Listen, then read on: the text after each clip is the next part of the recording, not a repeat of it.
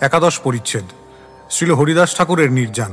শ্রীল ভক্তিবিনোদ ঠাকুর তার অমৃত প্রবাহ ভাষ্যে এই পরিচ্ছেদের কথাসারে বলেছেন, এই পরিচ্ছেদে ব্রহ্ম হরিদাস ঠাকুর মহাপ্রভুর আজ্ঞা নিয়ে দেহত্যাগ করলে মহাপ্রভু তাকে বিশেষ ভক্তি ও সমারোহের সঙ্গে সমুদ্র তীরে নিয়ে গিয়ে সমাধিস্থ করলেন।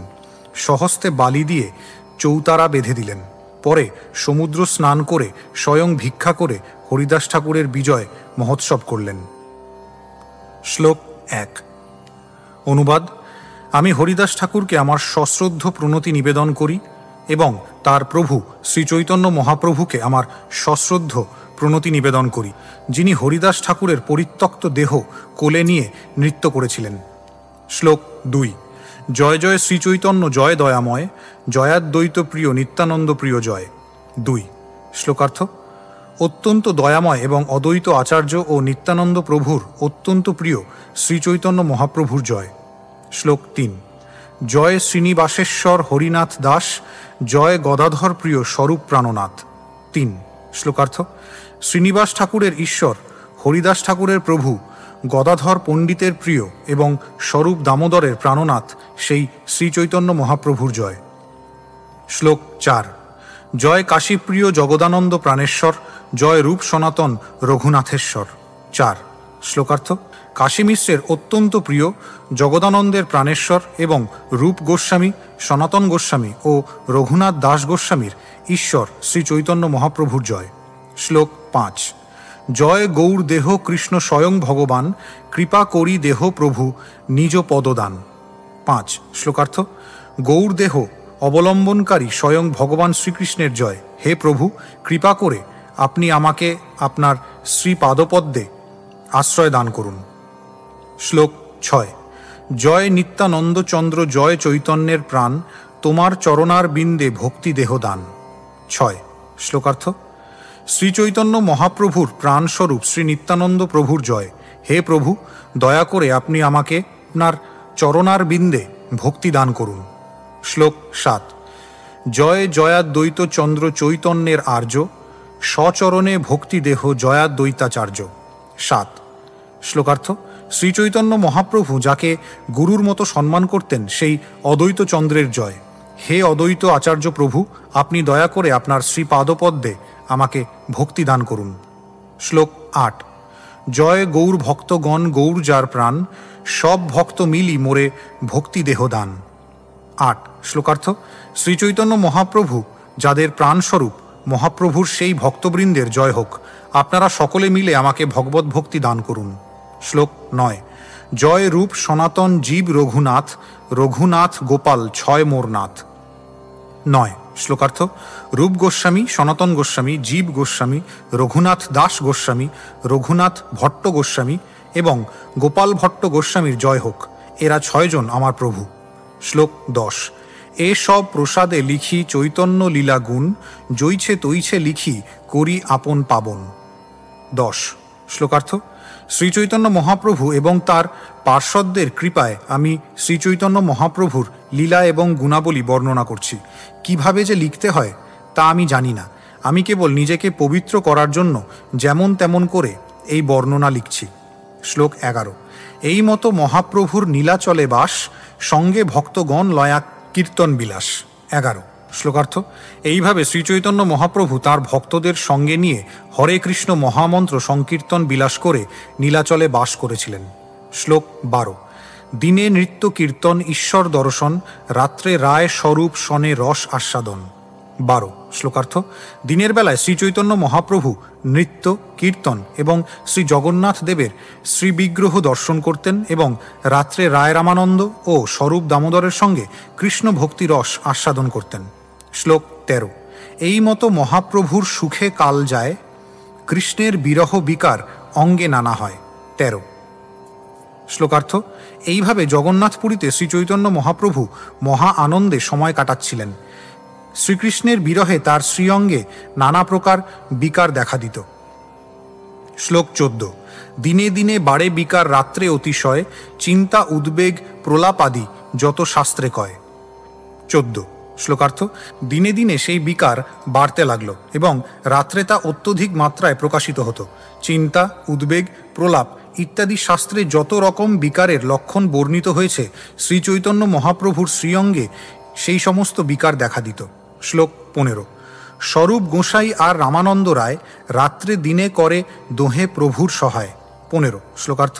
স্বরূপ দামোদর গোস্বামী এবং রামানন্দ রায় শ্রীচৈতন্য মহাপ্রভুর লীলার এই দুজন প্রধান সহায়ক দিবারাত্র তার সঙ্গে থাকতেন। শ্লোক 16। একদিন গোবিন্দ মহাপ্রসাদ লয়া হরিদাসে দিতে গেলা আনন্দিত হয়া।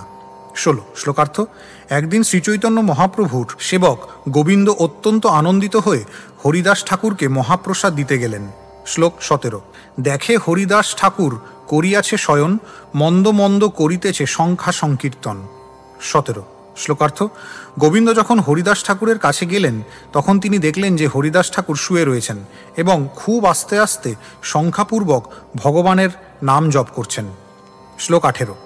গোবিন্দ কহে উঠো আসি করহ ভোজন, হরিদাস কহে আজি করিমু লঙ্ঘন। 18 শ্লোকার্থ। গোবিন্দ বললেন উঠে এসে আপনি ভোজন করুন। হরিদাস ঠাকুর তখন বললেন আজ আমি উপবাস করব। শ্লোক 19। সংখ্যা কীর্তন পুরে নাহি কেমতে খাইব, মহাপ্রসাদ আনিয়াছ কেমতে উপেক্ষিব। 19 শ্লোকার্থ। আমার সংখ্যাপূর্বক নাম সমাপ্ত হয়নি, তাই আমি খাবো কি করে, অথচ তুমি মহাপ্রসাদ নিয়ে এসেছ, তাও বা আমি উপেক্ষা করব কি করে। শ্লোক 20। এত বলি মহাপ্রসাদ করিলা বন্দন, এক রঞ্চ লয়া তার করিলা ভক্ষণ। 20 শ্লোকার্থ। এই বলে তিনি মহাপ্রসাদের বন্দনা করলেন এবং তার এক কণা নিয়ে ভক্ষণ করলেন। তাৎপর্য, মহাপ্রসাদ শ্রীকৃষ্ণ থেকে অভিন্ন, তাই মহাপ্রসাদ খাওয়ার পরিবর্তে তার সম্মান করা উচিত। এখানে বলা হয়েছে করিলা বন্দন। মহাপ্রসাদ গ্রহণ করার সময় তাকে সাধারণ খাবার বলে মনে করা উচিত নয়। প্রসাদ মানে কৃপা, মহাপ্রসাদকে শ্রীকৃষ্ণের কৃপা বলে মনে করা উচিত। সেই সম্পর্কে শ্রীল ভক্তিবিনোদ ঠাকুর বলেছেন, কৃষ্ণ বড় দয়াময়, করিবারে জিহ্বা জয়, সব প্রসাদ অন্ন দিলা ভাই। তাই শ্রীকৃষ্ণ বিবিধ প্রকার অন্ন ব্যঞ্জন স্বয়ং ভোজন করে তারপর তা তার ভক্তদের কাছে ফিরিয়ে দেন, যাতে কেবল তার রসনারই তৃপ্তি হয় না, সেই প্রসাদ গ্রহণ করার ফলে তার পারমার্থিক উন্নতিও হয়। তাই কখনো মহাপ্রসাদকে সাধারণ খাদ্য বলে মনে করা উচিত নয়। শ্লোক 21। আর দিন মহাপ্রভু তার ঠাঁই আইলা, সুস্থ হও হরিদাস বলি তারে পুছিলা। 21 শ্লোকার্থ। তার পরের দিন শ্রীচৈতন্য মহাপ্রভু হরিদাস ঠাকুরের কাছে গেলেন এবং তাকে জিজ্ঞাসা করলেন, হরিদাস তুমি ভালো আছো তো? শ্লোক 22। নমস্কার করি তেহ কইলা নিবেদন, শরীর সুস্থ হয় মোর অসুস্থ বুদ্ধি মন। 22 শ্লোকার্থ।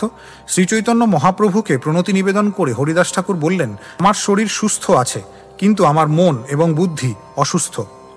শ্লোক 23। প্রভু কহে কোন ব্যাধি কহত নির্ণয়, তেহ কহে সংখ্যা কীর্তন না পুরয়। 23 শ্লোকার্থ। শ্রীচৈতন্য মহাপ্রভু হরিদাস ঠাকুরকে জিজ্ঞাসা করলেন, তোমার কি রোগ হয়েছে তা কি তুমি জানো? হরিদাস ঠাকুর উত্তর দিলেন, আমার রোগ আমার নাম জপের সংখ্যা পূর্ণ হয় না। তাৎপর্য, কেউ যদি নির্ধারিত সংখ্যক নাম জপ না করতে পারে তাহলে বুঝতে হবে যে সে এক প্রকার পারমার্থিক ব্যাধিতে ভুগছে। শ্রীল হরিদাস ঠাকুরকে বলা হয় নামাচার্য। আমরা অবশ্য হরিদাস ঠাকুরকে অনুকরণ করতে পারি না, কিন্তু সকলেরই কর্তব্য নির্দিষ্ট সংখ্যক নাম জপ করা। আমাদের কৃষ্ণ ভাবনামৃত আন্দোলনে আমরা 16 মালা জপ করার বিধি নির্ধারণ করেছি, যাতে পাশ্চাত্যের দেশের ভক্তরা ভারাক্রান্ত বোধ না করে। 16 মালা জপ করা অবশ্য কর্তব্য, এবং তা যেন উচ্চৈস্বরে জপ করা হয়, যাতে নিজে শোনে এবং অন্যেরাও শুনতে পারে। শ্লোক 24। প্রভু কহে বৃদ্ধ হইলা সংখ্যা অল্প করো, সিদ্ধ দেহ তুমি সাধনে আগ্রহ কেনে করো। 24 শ্লোকার্থ। শ্রীচৈতন্য মহাপ্রভু বললেন, তুমি এখন বৃদ্ধ হয়েছ, তাই তুমি এখন নাম সংখ্যা অল্প করো, তুমি ইতিমধ্যে সিদ্ধিপ্রাপ্ত হয়েছ, সুতরাং সাধন ভক্তির অনুশীলনে এত আগ্রহ কেন করো? তাৎপর্য, স্বতঃস্ফূর্ত প্রেম ভক্তির স্তরে উন্নীত না হওয়া পর্যন্ত সাধন ভক্তির অনুশীলন করা অবশ্য কর্তব্য। সাধন ভক্তির অনুশীলন কিভাবে করতে হয় এক উজ্জ্বল দৃষ্টান্ত হচ্ছেন হরিদাস ঠাকুর স্বয়ং। তেমনি রঘুনাথ দাস গোস্বামীও ছিলেন এক অপূর্ব সুন্দর দৃষ্টান্ত। স্বর গোস্বামষ্টকে বর্ণিত হয়েছে, সংখ্যাপূর্বক নাম গান নীতিভি কালা বসানি কৃত্যই। গোস্বামীগণ, বিশেষ করে শ্রীল রঘুনাথ দাস গোস্বামী, অত্যন্ত নিষ্ঠা সহকারে সাধন ভক্তির অনুশীলন করেছিলেন। ভগবত ভক্তি সাধনের প্রথম বিধি হচ্ছে উচ্চৈস্বরে হরে কৃষ্ণ মহামন্ত্র কীর্তন করা, যাতে নিজে শোনা যায় এবং অন্যেরাও শুনতে পায়, এবং প্রতিদিন সংখ্যাপূর্বক নাম গ্রহণ করা উচিত।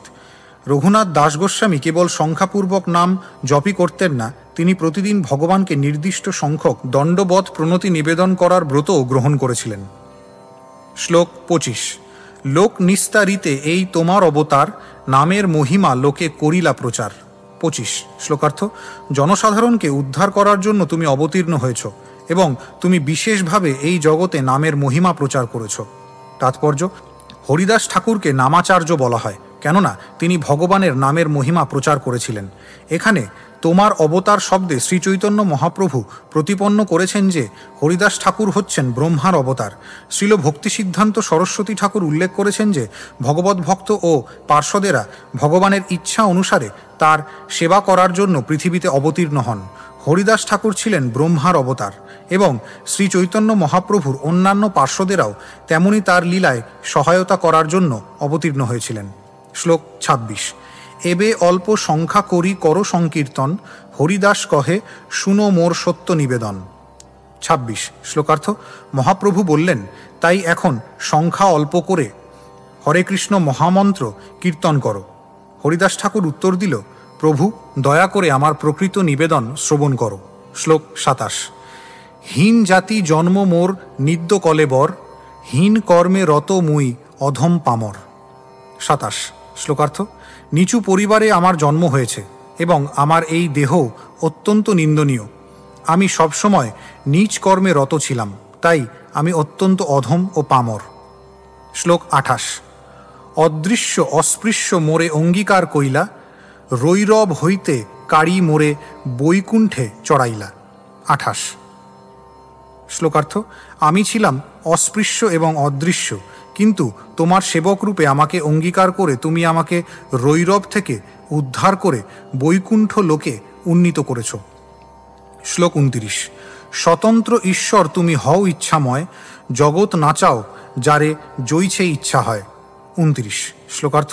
হে প্রভু, তুমি স্বতন্ত্র ঈশ্বর, তোমার যা ইচ্ছা তুমি তাই করতে পারো। তোমার ইচ্ছা অনুসারে তুমি সারা জগৎকে নাচাও। শ্লোক 30। অনেক নাচাইলা মোরে প্রসাদ করিয়া, বিপ্রের শ্রাদ্ধপাত্র খাইনু ম্লেচ্ছ হয়া। 30 শ্লোকার্থ। কৃপা করে তুমি নানাভাবে আমাকে নাচিয়েছ। ম্লেচ্ছ হওয়া সত্ত্বেও আমাকে ব্রাহ্মণের শ্রাদ্ধপাত্র নিবেদন করা হয়েছে এবং জোর করে আমাকে তা খাওয়ানো হয়েছে। তাৎপর্য: শ্রীল ভক্তি সিদ্ধান্ত সরস্বতী ঠাকুর তার অনুভাষ্যে শ্রাদ্ধপাত্র সম্বন্ধে বিষ্ণু স্মৃতির একটি শ্লোক উল্লেখ করেছেন। ব্রাহ্মণাপসদাহ্যেতে কথিতা পঙ্ক্তিদূষকাঃ,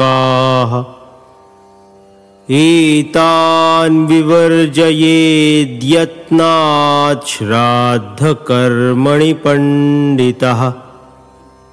এই শ্লোক অনুসারে ব্রাহ্মণ পরিবারে জন্ম হলেও কেউ যদি ব্রাহ্মণোচিত আচরণ না করেন, তাহলে তাকে পিতৃপুরুষকে নিবেদিত ভগবত প্রসাদ শ্রাদ্ধপাত্র নিবেদন করা উচিত নয়। অদ্বৈত আচার্য ব্রাহ্মণ হওয়া সত্ত্বেও ব্রাহ্মণকে শ্রাদ্ধপাত্র নিবেদন না করে হরিদাস ঠাকুরকে নিবেদন করেছিলেন। ম্লেচ্ছ পরিবারে জন্ম হলেও হরিদাস ঠাকুর ছিলেন ভগবানের মহান ভক্ত, তাই তাকে উত্তম ব্রাহ্মণের থেকেও অধিক সম্মান প্রদর্শন করা হয়েছিল। শ্লোক 31। এক বাঞ্ছা হয় মোর বহুদিন হইতে, লীলা সম্বরিবে তুমি লয় মোর চিত্তে। 31 শ্লোকার্থ। বহুদিন ধরে আমার মনে একটি বাসনা রয়েছে। আমার মনে হচ্ছে যে শীঘ্রই তুমি এই জড়জগতে তোমার লীলা সম্বরণ করবে। শ্লোক 32। সেই লীলা প্রভু মোরে কভু না দেখাইবা, আপনার আগে মোর শরীর পাড়িবা। 32 শ্লোকার্থ। আমি কামনা করি তোমার সেই অপ্রকট লীলা যেন দয়া করে তুমি আমাকে না দেখাও, তার পূর্বেই যেন আমার দেহত্যাগ হয়। শ্লোক 33 এবং 34। হৃদয়ে ধরিমু তোমার কমল চরণ, নয়নে দেখিমু তোমার চাঁদ বদন। 33। জিহ্বায় উচ্চারিমু তোমার কৃষ্ণ চৈতন্য নাম, এই মতো মোর ইচ্ছা ছাড়িমু পরাণ। 34 শ্লোকার্থ। হৃদয়ে তোমার চরণকমল ধারণ করে, নয়নে তোমার চন্দ্রবদন দর্শন করে এবং জিহ্বায় তোমার কৃষ্ণ চৈতন্য নাম উচ্চারণ করতে করতে আমি আমার এই দেহ ত্যাগ করতে চাই। শ্লোক 35। মোর এই ইচ্ছা যদি তোমার প্রসাদে হয়, এই নিবেদন মোর করো দয়াময়। 35 শ্লোকার্থ। হে দয়াময়, তোমার কৃপায় আমার এই ইচ্ছা যেন পূর্ণ হয়, এই আমার একমাত্র নিবেদন। শ্লোক 36। এই নিচ দেহ মোর পড়ুক তব আগে, এই বাঞ্ছা সিদ্ধি মোর তোমাতেই লাগে। 36 শ্লোকার্থ। আমার এই জঘন্য দেহ তোমার সামনে পতিত হোক, তুমিই কেবল আমার এই বাসনা সফল করতে পারো। শ্লোক 37। প্রভু কহে হরিদাস, যে তুমি মাগিবে, কৃষ্ণ কৃপাময় তাহা অবশ্য করিবে। 37 শ্লোকার্থ। শ্রীচৈতন্য মহাপ্রভু বললেন, হরিদাস, কৃষ্ণ অত্যন্ত কৃপাময়, তুমি তার কাছে যা প্রার্থনা করবে তা তিনি অবশ্যই পূর্ণ করবেন। শ্লোক 38। কিন্তু আমার যে কিছু সুখ সব তোমা লয়া, তোমার যোগ্য নহে যাবে আমারে ছাড়িয়া। 38 শ্লোকার্থ। কিন্তু আমার সমস্ত সুখ তোমাকেই নিয়ে তুমি আমাকে ছেড়ে চলে যাবে, তা তো তোমার উপযুক্ত বাসনা নয়। শ্লোক 39। চরণে ধরি কহে হরিদাস, না করিহ মায়া, অবশ্য মো অধমে প্রভু করো এই দয়া। 39 শ্লোকার্থ। শ্রীচৈতন্য মহাপ্রভুর শ্রীপাদপদ্ম জড়িয়ে ধরে হরিদাস ঠাকুর বললেন, প্রভু, তুমি তোমার মায়াজাল বিস্তার করো না, এই অধমকে তুমি অবশ্যই দয়া করবে। শ্লোক 40। মোর শিরোমণি কত কত মহাশয়, তোমার লীলার সহায় কোটি ভক্ত হয়। 40 শ্লোকার্থ। আমার শ্রদ্ধাস্পদ শত শত মহাজন রয়েছেন, যাদের শ্রীপাদপদ্ম মস্তকে ধারণ করতে পারলে আমি সার্থক হই, তারা সকলে তোমার লীলায় সহায়তা করবেন। শ্লোক 41। আমা হেন যদি এক কীট মরি গেল, এক পিপিলিকা মইলে পৃথ্বীর কাহা হানি হইল। 41 শ্লোকার্থ। হে প্রভু, আমার মতো একটি কীট যদি মরে যায় তাহলে কি ক্ষতি হয়? একটি পিপিলিকা মরে গেলে পৃথিবীর কি কোনো ক্ষতি হয়? শ্লোক 42। ভক্তবৎসল প্রভু তুমি মুই ভক্তাভাস, অবশ্য পুরাবে প্রভু মোর এই আশ। 42 শ্লোকার্থ। হে প্রভু, তুমি ভক্তবৎসল, আমি তোমার ভক্তের আভাস মাত্র, কিন্তু দয়া করে তুমি অবশ্যই আমার এই আশা পূর্ণ করো। শ্লোক 43। মধ্যাহ্ন করিতে প্রভু চলিলা আপনে, ঈশ্বর দেখিয়া কালী দিবেন দর্শনে। 43 শ্লোকার্থ। তারপর শ্রীচৈতন্য মহাপ্রভু মধ্যাহ্ন করতে গেলেন, কিন্তু তিনি হরিদাস ঠাকুরকে কথা দিয়ে গেলেন যে পরের দিন শ্রী জগন্নাথ দেবকে দর্শন করার পর তিনি আবার তার কাছে আসবেন। শ্লোক 44। তবে মহাপ্রভু তারে করি আলিঙ্গন, মধ্যাহ্ন করিতে সমুদ্রে করিলা গমন। 44 শ্লোকার্থ। তারপর হরিদাস ঠাকুরকে আলিঙ্গন করে শ্রীচৈতন্য মহাপ্রভু মধ্যাহ্ন করতে সমুদ্রে গেলেন। শ্লোক 45। প্রাতঃকালে ঈশ্বর দেখি সব ভক্ত লয়া, হরিদাসে দেখিতে আইলা শীঘ্র করিয়া। 45 শ্লোকার্থ। পরের দিন সকালবেলা শ্রী জগন্নাথ দেবকে দর্শন করে শ্রীচৈতন্য মহাপ্রভু সমস্ত ভক্তদের নিয়ে শীঘ্র হরিদাস ঠাকুরকে দেখতে এলেন। শ্লোক 46। হরিদাসের আগে আসি দিলা দর্শন, হরিদাস বন্দিলা প্রভুর আর বৈষ্ণব চরণ। 46 শ্লোকার্থ। শ্রীচৈতন্য মহাপ্রভু হরিদাস ঠাকুরের সামনে এসে তাকে তার দর্শন দিলেন এবং হরিদাস ঠাকুর তখন শ্রীচৈতন্য মহাপ্রভুর ও অন্যান্য সমস্ত বৈষ্ণবের শ্রীপাদপদ্মে তার শ্রদ্ধার্ঘ্য নিবেদন করলেন। শ্লোক 47।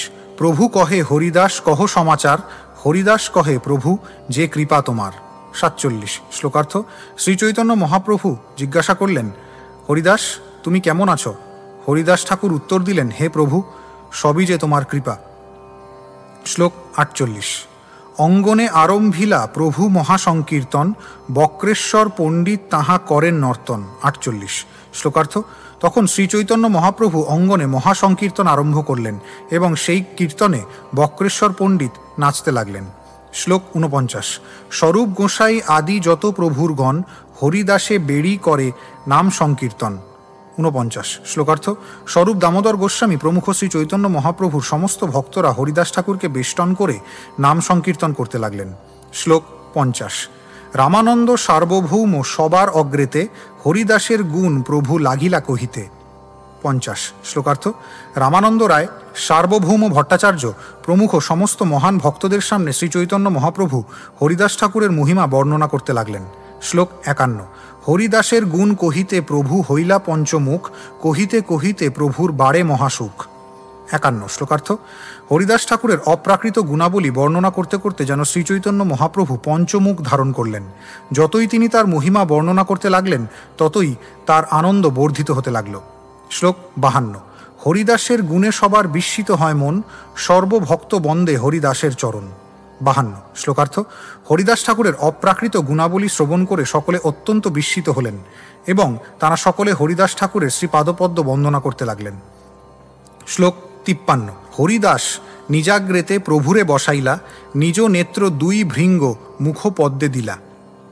53 শ্লোকার্থ। হরিদাস ঠাকুর শ্রীচৈতন্য মহাপ্রভুকে তার সামনে বসালেন এবং তার দুটি ভ্রমর সদৃশ নয়ন শ্রীচৈতন্য মহাপ্রভুর মুখপদ্মে নিবন্ধ করলেন। শ্লোক 54। সহৃদয় আনি ধরিল প্রভুর চরণ, সর্বভক্ত পদ রেণু মস্তক ভূষণ। 54 শ্লোকার্থ। শ্রীচৈতন্য মহাপ্রভুর শ্রীপাদপদ্ম তিনি তার হৃদয়ে ধারণ করলেন এবং সমস্ত ভক্তদের পদরেণু মস্তকে গ্রহণ করলেন। শ্লোক 55। শ্রীকৃষ্ণ চৈতন্য শব্দ বলেন বারবার, প্রভু মুখ মাধুরী পিয়ে নেত্রে জলধার। 55 শ্লোকার্থ। তিনি বারবার বলতে লাগলেন শ্রীকৃষ্ণ চৈতন্য এবং শ্রী চৈতন্য মহাপ্রভুর মুখপদ্মের মাধুরী পান করে তার চোখ দিয়ে অনর্গল ধারায় অশ্রু ঝরে পড়তে লাগল। শ্লোক 56। শ্রীকৃষ্ণ চৈতন্য শব্দ করিতে উচ্চারণ, নামের সহিত প্রাণ কইল উৎক্রামণ। 56 শ্লোকার্থ। শ্রীকৃষ্ণ চৈতন্য নাম উচ্চারণ করতে করতে তিনি এই জগৎ থেকে অপ্রকট হলেন। শ্লোক 57। মহাযোগেশ্বর প্রায় দেখি স্বচ্ছন্দে মরণ, ভীষ্মের নির্যান সবার হইল স্মরণ। 57 শ্লোকার্থ।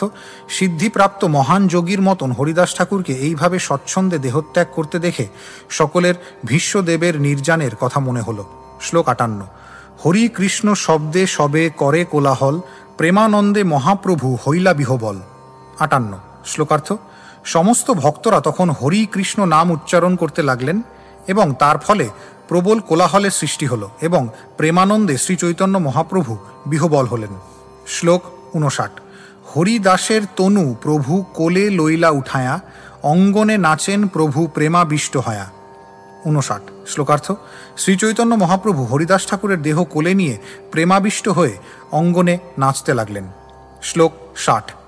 প্রভুর আবেশে অবশ সর্বভক্তগণ, প্রেমাবেশে সবে নাচে করেন কীর্তন। 60 শ্লোকার্থ। শ্রীচৈতন্য মহাপ্রভুর আবেশে সমস্ত ভক্তেরা তখন আবিষ্ট হলেন এবং সেই প্রেমাবেশে তারা সকলে নৃত্য কীর্তন করতে লাগলেন। শ্লোক 61। এই মতে নৃত্য প্রভু কইলা কতক্ষণ, স্বরূপ গোসাই প্রভুরে করাইল সাবধান। 61 শ্লোকার্থ।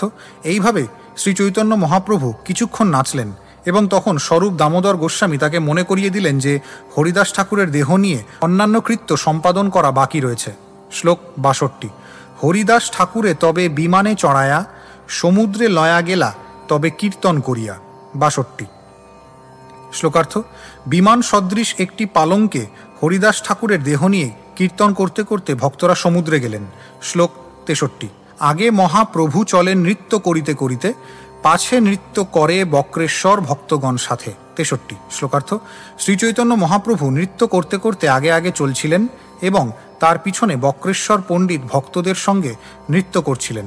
শ্লোক 64। হরিদাসে সমুদ্র জলে স্নান করাইলা, প্রভু কহে সমুদ্র এই মহাতীর্থ হইলা। 64 শ্লোকার্থ। হরিদাস ঠাকুরের দেহ সমুদ্রের জলে স্নান করানো হলো এবং তখন শ্রীচৈতন্য মহাপ্রভু ঘোষণা করলেন আজ থেকে এই সমুদ্র মহাতীর্থে পরিণত হল। শ্লোক 65। হরিদাসের পাদদক পিয়ে ভক্তগণ, হরিদাসের অঙ্গে দিলা প্রসাদ চন্দন। 65 শ্লোকার্থ। সমস্ত ভক্তরা তখন হরিদাস ঠাকুরের পাদদক পান করলেন। শ্রী জগন্নাথ দেবের প্রসাদী চন্দন হরিদাস ঠাকুরের অঙ্গে লেপন করা হল। শ্লোক 66। ডোর করার প্রসাদ বস্ত্র অঙ্গে দিলা, বালুকার গর্ত করি তাহে শোয়াইলা। 66 শ্লোকার্থ। শ্রী জগন্নাথ দেবের প্রসাদী ডোর, রেশমের দড়ি, করার, প্রসাদী চন্দন, মহাপ্রসাদ এবং বস্ত্র শ্রীল হরিদাস ঠাকুরের অঙ্গে দেওয়া হলো এবং বালুকার গর্ত করে তাতে হরিদাস ঠাকুরকে শোয়ানো হলো। শ্লোক 67। চারিদিকে ভক্তগণ করেন কীর্তন, বক্রেশ্বর পণ্ডিত করেন আনন্দে নর্তন। 67। শ্লোকার্থ। তার চারিদিকে ভক্তরা কীর্তন করতে লাগলেন এবং প্রেমানন্দে মগ্ন হয়ে বক্রেশ্বর পণ্ডিত নৃত্য করতে লাগলেন। শ্লোক 68। হরিবোল হরিবোল বলে গৌর রায়, আপনি শ্রীহস্তে বালু দিলা তার গায়ে। 68। শ্লোকার্থ। হরিবোল হরিবোল বলতে বলতে শ্রীচৈতন্য মহাপ্রভু তার শ্রীহস্তের দ্বারা বালু দিয়ে হরিদাস ঠাকুরের দেহ আচ্ছাদিত করলেন। শ্লোক 69। তারে বালু দিয়া উপরে পিণ্ডা বাঁধাইলা, চৌদিকে পিণ্ডের মহা আবরণ কইলা। 69। শ্লোকার্থ। বালু দিয়ে হরিদাস ঠাকুরের দেহ আচ্ছাদিত করার পর তার উপরে একটি পিণ্ডা বাঁধানো হলো এবং বেড়া দিয়ে তা ঘিরে দেওয়া হলো। শ্লোক 70। তাহা বেড়ি প্রভু কইলা কীর্তন নর্তন, হরিধ্বনি কোলাহলে ভরিল ভুবন। 70। শ্লোকার্থ। তাকে বেষ্টন করে শ্রী চৈতন্য মহাপ্রভু নৃত্য কীর্তন করলেন এবং হরিধ্বনির কোলাহলে চতুর্দশ ভুবন পূর্ণ হল। শ্লোক 71। তবে মহাপ্রভু সব ভক্তগণ সঙ্গে সমুদ্রে করিলা স্নান জল কেলি রঙ্গে। 71। শ্লোকার্থ। তারপর শ্রী চৈতন্য মহাপ্রভু তার ভক্তদের সঙ্গে নিয়ে মহারঙ্গে জলকেলি করতে করতে সমুদ্রে স্নান করলেন। শ্লোক 72। হরিদাসে প্রদক্ষিণ করি আইল সিংহ দ্বারে, হরি কীর্তন কোলাহল সকল নগরে। 72। শ্লোকার্থ। হরিদাস ঠাকুরের সমাধি প্রদক্ষিণ করে ভক্তদের নিয়ে শ্রী চৈতন্য মহাপ্রভু জগন্নাথ মন্দিরের সিংহদ্বারে এলেন। উচ্চৈস্বরে হরিনাম সংকীর্তনের শব্দে সারা শহর তখন স্পন্দিত হল। শ্লোক 73। সিংহদ্বারে আসি প্রভু পশারির ঠাঁই, আঁচল পাতিয়া প্রসাদ মাগিলা তথাই। 73। শ্লোকার্থ। সিংহদ্বারে এসে শ্রী চৈতন্য মহাপ্রভু তার আঁচল পেতে পোশারির কাছ থেকে শ্রী জগন্নাথ দেবের প্রসাদ ভিক্ষা করতে লাগলেন। শ্লোক 74। হরিদাস ঠাকুরের মহোৎসবের তরে প্রসাদ মাগিয়ে ভিক্ষা দেহ তো আমারে। 74। শ্লোকার্থ। শ্রী চৈতন্য মহাপ্রভু তাদের বললেন, হরিদাস ঠাকুরের মহোৎসবের জন্য আমি প্রসাদ ভিক্ষা করতে এসেছি, দয়া করে আমাকে ভিক্ষা দিন। শ্লোক 75। শুনিয়া পশারি সব চাঙ্গোড়া উঠায়া, প্রসাদ দিতে আসে তারা আনন্দিত হয়া। 75। শ্লোকার্থ। তার সেই আবেদন শুনে সমস্ত পশারীরা বড় বড় প্রসাদের ঝুড়ি উঠিয়ে নিয়ে এসে আনন্দিত চিত্তে শ্রীচৈতন্য মহাপ্রভুকে ভিক্ষা দিতে এলেন। শ্লোক 76। স্বরূপ গোসাই পশারীকে নিষেধিল, চাঙ্গোড়া লয়া পশারী পোষারে বসিল। 76। শ্লোকার্থ। কিন্তু স্বরূপ দামোদর গোস্বামী তখন পশারীদের নিষেধ করলেন এবং পশারীরা তখন চাঙ্গোড়া নিয়ে গিয়ে তাদের দোকানে বসলেন। শ্লোক 77। স্বরূপ গোসাই প্রভুরে ঘর পাঠাইলা, চারি বৈষ্ণব চারি পিছাড়া সঙ্গে রাখিলা। 77। শ্লোকার্থ। স্বরূপ দামোদর গোস্বামী শ্রীচৈতন্য মহাপ্রভুকে ঘরে পাঠালেন এবং 4 জন বৈষ্ণব এবং 4 জন বাহককে তার সঙ্গে রাখলেন। শ্লোক 78। স্বরূপ গোসাই কহিলেন সব পশারীরে, এক এক দ্রব্যের এক এক পুঞ্জা দেহ মোরে। 78। শ্লোকার্থ। স্বরূপ দামোদর তখন সমস্ত পশারীদের বললেন, এক এক দ্রব্যের 4 মুঠ আমাকে দিন। শ্লোক 79। এই মতে নানা প্রসাদ বোঝা বাঁধায়া, লয়া আইলা 4 জনের মস্তকে চড়ায়া। 79। শ্লোকার্থ। এইভাবে প্রসাদ সংগ্রহ করে তা আলাদা আলাদাভাবে 4 জনের মাথায় চড়িয়ে নিয়ে আসা হলো। শ্লোক 80। বাণীনাথ পট্টনায়ক প্রসাদ আনিলা, কাশী মিশ্র অনেক প্রসাদ পাঠাইলা। 80। শ্লোকার্থ। কেবল স্বরূপ দামোদর গোস্বামী যে প্রসাদ আনালেন তা নয়, বাণীনাথ পট্টনায়ক এবং কাশী মিশ্রও অনেক প্রসাদ পাঠালেন। শ্লোক 81। সব বৈষ্ণবে প্রভু বসাইলা সারি সারি, আপনে পরিবেশে প্রভু লয়া জনাচারী। 81। শ্লোকার্থ। সমস্ত বৈষ্ণবদের সারিবদ্ধভাবে বসিয়ে শ্রীচৈতন্য মহাপ্রভু 4 জনকে সঙ্গে নিয়ে স্বয়ং পরিবেশন করতে লাগলেন। শ্লোক 82। মহাপ্রভুর শ্রীহস্তে অল্প না আইসে, এক এক পাতে পঞ্চজনার ভক্ষ পরিবেশে। 82। শ্লোকার্থ। মহাপ্রভু তার হাতে অল্প পরিমাণ প্রসাদ তুলতে পারতেন না, তাই তিনি একজনের পাতে 5 জনের প্রসাদ দিতে লাগলেন। শ্লোক 83। স্বরূপ কহে প্রভু বসি করহ দর্শন, আমি ইহা সবালয়া করি পরিবেশন। 83। শ্লোকার্থ। স্বরূপ দামোদর গোস্বামী তখন শ্রীচৈতন্য মহাপ্রভুকে অনুরোধ করলেন, আপনি দয়া করে বসে এদের সকলের প্রসাদ গ্রহণ দর্শন করুন, আর আমি এদেরকে নিয়ে পরিবেশন করি। শ্লোক 84। স্বরূপ জগদানন্দ কাশীশ্বর শঙ্কর, 4 জন পরিবেশন করে নিরন্তর। 84। শ্লোকার্থ: স্বরূপ দামোদর, জগদানন্দ, কাশীশ্বর এবং শঙ্কর এই চারজন নিরন্তর প্রসাদ বিতরণ করতে লাগলেন। শ্লোক 85। প্রভু না খাইলে কেহ না করে ভোজন, প্রভুরে সে দিনে কাশী মিশ্রের নিমন্ত্রণ। 85। শ্লোকার্থ: শ্রী চৈতন্য মহাপ্রভু প্রসাদ গ্রহণ না করলে সেখানে সমবেত ভক্তরা প্রসাদ গ্রহণ করতে অস্বীকার করলেন। কিন্তু সেদিন মহাপ্রভুর কাশী মিশ্রের গৃহে নিমন্ত্রণ ছিল। শ্লোক 86। আপনে কাশী মিশ্র আইলা প্রসাদ লয়া, প্রভুরে ভিক্ষা করাইলা আগ্রহ করিয়া। 86।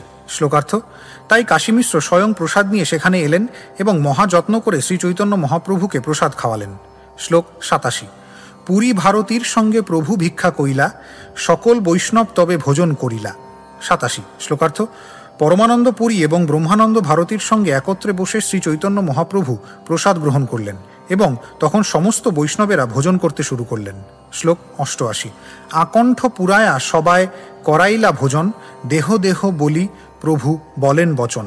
88। শ্লোকার্থ: শ্রীচৈতন্য মহাপ্রভু আরও দাও বলে সকলকে আকণ্ঠপুরে ভোজন করালেন। শ্লোক 89। ভোজন করিয়া সবে কইলা আচমন, সবারে পরাইলা প্রভু মাল্য চন্দন। 89। শ্লোকার্থ: ভোজন করার পরে সকলে আচমন করলেন এবং শ্রীচৈতন্য মহাপ্রভু তখন সকলকে মালা এবং চন্দন পরালেন। শ্লোক 90। প্রেমাবিষ্ট হয়া প্রভু করেন বরদান, শুনি ভক্তগণের জুড়ায় মনস্কাম। 90। শ্লোকার্থ: প্রেমাবিষ্ট হয়ে শ্রীচৈতন্য মহাপ্রভু তখন সমস্ত ভক্তদের একটি বর দান করলেন, যা শুনে সমস্ত ভক্তদের মনস্কামনা পূর্ণ হল। শ্লোক 91 থেকে 93। হরিদাসের বিজয়োৎসব যে কইল দর্শন, যে ইহা নৃত্য কইল যে কইল কীর্তন। 91। যে তারে বালুকা দিতে করিল গমন, তার মধ্যে মহোৎসবে যে কইল ভোজন। 92। অচিরে হইবে তা সবার কৃষ্ণ প্রাপ্তি, হরিদাস দর্শনে হয় ঐছে শক্তি। 93। শ্লোকার্থ: শ্রীচৈতন্য মহাপ্রভু বর দিলেন, যে হরিদাস ঠাকুরের বিরহ মহোৎসব দর্শন করল, যে তাতে নৃত্য করল, যে কীর্তন করল, যে তার শ্রীঅঙ্গে বালুকা দিতে গমন করল, যে তার মহোৎসবে ভোজন করল, তাদের সকলেরই অচিরেই কৃষ্ণপ্রাপ্তি হবে। হরিদাস ঠাকুরের দর্শনের এমনই শক্তি। শ্লোক 94। কৃপা করি কৃষ্ণ মোরে দিয়াছিলা সঙ্গ, স্বতন্ত্র কৃষ্ণের ইচ্ছা কইলা সঙ্গ ভঙ্গ। 94। শ্লোকার্থ: কৃষ্ণ আমাকে কৃপা করে হরিদাস ঠাকুরের সঙ্গ দান করেছিলেন, কিন্তু শ্রীকৃষ্ণ স্বতন্ত্র ইচ্ছাময়, তাই তিনি এখন সেই সঙ্গ থেকে আমাকে বঞ্চিত করলেন। শ্লোক 95। হরিদাসের ইচ্ছা যবে হইল চলিতে, আমার শকতি তারে নারিল রাখিতে। 95। শ্লোকার্থ: হরিদাস ঠাকুর যখন এই জড়জগৎ থেকে বিদায় নিতে চাইলেন, তখন আমার শক্তি ছিল না তাকে ধরে রাখার। শ্লোক 96। ইচ্ছা মাত্রে কইলা নিজ প্রাণ নিষ্ক্রামণ, পূর্বে যেন শুনিয়াছি ভীষ্মের মরণ। 96। শ্লোকার্থ: তার ইচ্ছা অনুসারে তিনি প্রাণ ত্যাগ করলেন, ঠিক যেভাবে আমি পূর্বে ভীষ্মদেবের দেহত্যাগের কথা শুনেছি। শ্লোক 97। হরিদাস আছিল পৃথিবীর শিরোমণি, তাহা বিনা রত্নশূন্যা হইল মেদিনী। 97। শ্লোকার্থ: হরিদাস ঠাকুর ছিলেন পৃথিবীর শিরোমণি, আজ হরিদাস ঠাকুর চলে যাওয়ায় এই পৃথিবী রত্নশূন্যা হল। শ্লোক 98। জয় জয় হরিদাস বলি কর হরিধ্বনি, এত বলি মহাপ্রভু নাচেন আপনি। 98। শ্লোকার্থ: শ্রীচৈতন্য মহাপ্রভু তখন সকলকে বললেন, জয় জয় হরিদাস বলে সকলে হরিধ্বনি করো। এই বলে মহাপ্রভু স্বয়ং নাচতে লাগলেন। শ্লোক 99। সবে গায়ে জয় জয় জয় হরিদাস, নামের মহিমা যেহ করিলা প্রকাশ। 99। শ্লোকার্থ: তখন সকলে গাইতে লাগলেন, জয় জয় জয় হরিদাস ঠাকুর, যিনি এই জগতে নামের মহিমা প্রকাশ করেছেন। শ্লোক 100। তবে মহাপ্রভু সব ভক্তে বিদায় দিলা, হর্ষ বিষাদে প্রভু বিশ্রাম করিলা। 100। শ্লোকার্থ: তারপর শ্রীচৈতন্য মহাপ্রভু সমস্ত ভক্তদের বিদায় দিলেন এবং হর্ষ ও বিষাদের মিশ্র অনুভূতি নিয়ে বিশ্রাম করলেন। শ্লোক 101। এই তো কহিলু হরিদাসের বিজয়, যাহার শ্রবণে কৃষ্ণে দৃঢ় ভক্তি হয়। 101। শ্লোকার্থ: এইভাবে আমি হরিদাস ঠাকুরের জয়যুক্ত অপ্রকট লীলা বর্ণনা করলাম, যা শ্রবণ করলে শ্রীকৃষ্ণে দৃঢ় ভক্তি লাভ হয়। তাৎপর্য: পুরুষোত্তম ক্ষেত্র জগন্নাথপুরীতে টোটা গোপীনাথ নামক একটি মন্দির আছে। টোটা গোপীনাথ থেকে সমুদ্র তীরে গেলে সমুদ্রের উপরেই হরিদাস ঠাকুরের সমাধি এখনও বর্তমান। প্রতি বৎসর অনন্ত চতুর্দশীর দিন এখানে হরিদাস ঠাকুরের বিরহ মহোৎসব হয় এখানে প্রায় 100 বছর পূর্বে শ্রী চৈতন্য মহাপ্রভু, শ্রী মন্নিত্যানন্দ প্রভু ও শ্রী অদ্বৈত আচার্য প্রভুর 3টি বিগ্রহ প্রতিষ্ঠিত হয়। কেন্দ্রাপাড়ার ভ্রমরবর নামক জনৈক উৎকলবাসী মন্দিরে এই বিগ্রহ সকল প্রতিষ্ঠা করার জন্য অর্থদান করেছিলেন। এই সেবা টোটা গোপীনাথের গোস্বামীদের তত্ত্বাবধানে ছিল। এখন ওই মন্দির বিকৃত হয়ে অন্যের হস্তাগত হয়েছে এবং তারাই সেবা চালাচ্ছে। হরিদাস ঠাকুরের সমাধি মন্দিরের কাছেই শ্রীল ভক্তিবিনোদ ঠাকুর তার ভজনের স্থান ভক্তিকুটি নির্মাণ করেন। 1329 বঙ্গাব্দে ওই ভক্তিকুটিতে শ্রী পুরুষোত্তম মঠ নামক গৌড়ীয় মঠের একটি শাখা প্রতিষ্ঠিত হয়। ভক্তিরত্নাকর গ্রন্থের 3য় তরঙ্গে বর্ণিত হয়েছে, শ্রীনিবাস শীঘ্র সমুদ্রের কূলে গেলা, হরিদাস ঠাকুরের সমাধি দেখিলা, ভূমিতে পড়িয়া কইলা প্রণতি বিস্তর, ভাগবতগণ শ্রী সমাধি সন্নিধানে, শ্রীনিবাসে স্থির কইলা সস্নেহ বচনে, পুনঃ শ্রীনিবাস শ্রী সমাধি প্রণমিয়া, যে বিলাপ কইলা তা শুনিতে দ্রবে হিয়া। শ্লোক 102। চৈতন্যের ভক্তবাৎসল্য ইহাতেই জানি, ভক্তবাঞ্ছা পূর্ণ কইলা ন্যাসী শিরোমণি। 102। শ্লোকার্থ। হরিদাস ঠাকুর অপ্রকট হলে শ্রী চৈতন্য মহাপ্রভু যেভাবে তার বিরহ মহোৎসব করেছিলেন তা থেকে বোঝা যায় যে তার ভক্তের প্রতি শ্রী চৈতন্য মহাপ্রভু কত স্নেহপরায়ণ। এইভাবে সন্ন্যাসী শিরোমণি শ্রী চৈতন্য মহাপ্রভু তার ভক্ত হরিদাস ঠাকুরের মনোবাঞ্ছা পূর্ণ করেছিলেন। শ্লোক 103। শেষকালে দিলা তারে দর্শন স্পর্শন, তারে কোলে করি কইলা আপনে নর্তন। 103। শ্লোকার্থ। হরিদাস ঠাকুরের অন্তিম সময় শ্রী চৈতন্য মহাপ্রভু তাকে দর্শন দান করেছিলেন, স্পর্শ করেছিলেন এবং তাকে কোলে করে নৃত্য করেছিলেন। শ্লোক 104। আপন শ্রীহস্তে কৃপায় তারে বালু দিলা, আপনে প্রসাদ মাগি মহোৎসব কইলা। 104। শ্লোকার্থ। কৃপা করে তিনি স্বয়ং তার শ্রীহস্ত দিয়ে হরিদাস ঠাকুরের সমাধিতে বালু দিয়েছিলেন এবং তারপর স্বয়ং প্রসাদ ভিক্ষা করে হরিদাস ঠাকুরের বিরহ মহোৎসব করেছিলেন। শ্লোক 105। মহাভাগবত হরিদাস পরম বিদ্যান, এ সৌভাগ্য লাগি আগে করিলা প্রয়াণ। 105। শ্লোকার্থ। হরিদাস ঠাকুর ছিলেন পরম বিদ্যান মহাভাগবত। সেই সৌভাগ্যের ফলে তিনি শ্রীচৈতন্য মহাপ্রভুর আগে অপ্রকট হলেন। তাৎপর্য: এখানে হরিদাস ঠাকুরকে পরম বিদ্যান বলা হয়েছে। প্রকৃতপক্ষে যেই জ্ঞানের দ্বারা অবিদ্যারূপ সংসার বন্ধন থেকে মুক্ত হওয়া যায় তাকেই বলা হয় বিদ্যা। সেই জ্ঞান যার রয়েছে তিনিই হচ্ছেন পরম বিদ্যান। জড়জগতের অনিত্যতা উপলব্ধি করে যিনি চিৎ জগতে নিত্যস্থিতি লাভ করেছেন, যিনি জানেন যে পরমেশ্বর ভগবান ইন্দ্রিয় লব্ধ জ্ঞানের অতীত, তিনিই সর্বশ্রেষ্ঠ বিদ্যান। হরিদাস ঠাকুর সেই বিদ্যায় পারদর্শী ছিলেন, তাই তাকে পরম বিদ্যান বলা হয়েছে। তিনি ছিলেন বিদ্যাবধূর জীবন শ্রী হরিনাম কীর্তনের আচার্য এবং তিনি স্বয়ং হরে কৃষ্ণ মহামন্ত্রের মহিমা প্রচার করে গেছেন। শ্রীমদ্ ভাগবতে 7ম স্কন্ধ 5ম অধ্যায় 24তম শ্লোকে বলা হয়েছে, ইতি পুংসার্পিতা বিষ্ণু ভক্তিশ্চেন্নবলক্ষণা, ক্রিয়েত ভগবত্যদ্ধা তন্মন্যেধিতমুত্তমম।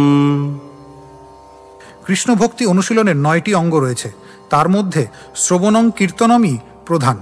হরিদাস ঠাকুর সেই বিজ্ঞান খুব ভালোভাবে জানতেন এবং তাই তাকে সর্বশাস্ত্রাধীতি বলা যায়, অর্থাৎ তিনি সমস্ত বৈদিক শাস্ত্রের সারমর্ম পূর্ণরূপে অবগত ছিলেন। শ্লোক 106। চৈতন্য চরিত্র এই অমৃতের সিন্ধু, কর্ণমন তৃপ্ত করে যার এক বিন্দু। 106। শ্লোকার্থ। শ্রীচৈতন্য মহাপ্রভুর চরিত্র ঠিক একটি অমৃতের সমুদ্রের মতো, যার এক বিন্দু কর্ণ এবং মনকে সম্পূর্ণরূপে তৃপ্ত করে। শ্লোক 107। ভবসিন্ধু তরি বারে আছে যার চিত্ত, শ্রদ্ধা করি শুনো সেই চৈতন্য চরিত্র। 107। শ্লোকার্থ। যিনি ভবসমুদ্র পার হতে আগ্রহী তিনি যেন শ্রদ্ধা সহকারে শ্রীচৈতন্য মহাপ্রভুর চরিতামৃত শ্রবণ করেন। শ্লোক 108। শ্রীরূপ রঘুনাথ পদে যার আস, চৈতন্য চরিতামৃত কহে কৃষ্ণদাস। 108। শ্লোকার্থ। শ্রীল রূপ গোস্বামী এবং শ্রীল রঘুনাথ দাস গোস্বামী শ্রী পাদপদ্মে আমার প্রণতি নিবেদন করে এবং তাদের কৃপা প্রার্থনা করে তাদের পদাঙ্ক অনুসরণপূর্বক আমি কৃষ্ণদাস শ্রীচৈতন্য চরিতামৃত বর্ণনা করছি। ইতি শ্রীল হরিদাস ঠাকুরের নির্যান বর্ণনা করে শ্রীচৈতন্য চরিতামৃত গ্রন্থের অন্তলীলার 11 পরিচ্ছেদের ভক্তি বেদান্ত তাৎপর্য।